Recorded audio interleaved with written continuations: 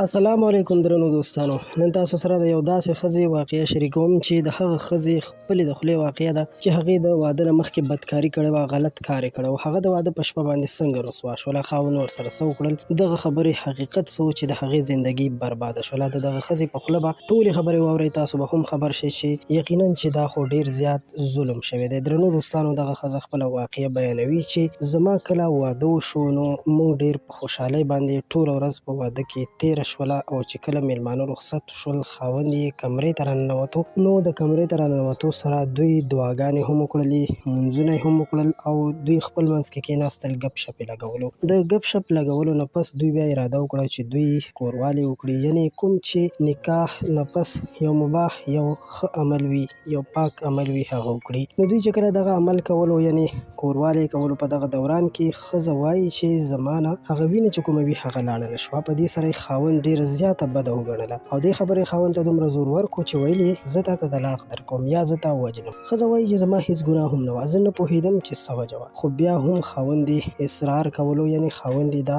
زبردستي کوله چې ما ته حقیقت ووایه، تا د واده نه مخکې څه کړي دي، ځکه چې ستا نه خو وینه لاړه نه شوه. ښځه په هغه ټایم کې پوه شوله چې ما سره خو په دې وجه باندې خاوند د شپې، یعنې د واده په لومړۍ شپه باندې لانجه شروع کړې ده. په هغه شپه باندې د هغه ښځې ژوند برباد شو، هغه ښځې ته یې طلاق ورکړو. هغه ښځه بیا په یو ډېره ښه کورنۍ کې واده شوله. اگر که د هغې زندګي په هغه وخت برباده شوله، خو بیا هغه په یو ښه کورنۍ کې واده شوله. دغه هلک سر وهلی بر وهلی ګرځېدو، او اخر د هغه زندګي دومره خرابه شوله چې هغه ته چا ښځه هم نه ورکوله. قدرمنو، په دې باره کې چې کله مشران، ډاکټران، عالمان دوی خبرې کوي، نو وایي چې وینه د پاکۍ دپاره یا د ناپاکۍ دپاره هېڅ دلیل نشي ګرځېدلی، ځکه چې که د دغه پردې په باره کې خبره کېږي نو دغه د ټوپ وهلو، د ډېرې بیمارۍ سره یا د نورو داسې لوی سفر سره هم له منځه تللی شي. خو د دغه ښځې په باره کې ویل کېدل چې ډېره ښه ښځه وه، ډېره پاکه کورنۍ وه. نو قدرمنو، دا ویډیو د ځوانانو دپاره یو سبق هم دی چې هېڅکله تاسو هم داسې غلط قدم اوچت نه کړئ چې بیا پرې وروسته ټول عمر پښیمانه یئ. ستاسو مننه چې ویډیو مو راسره تر اخره وکتله.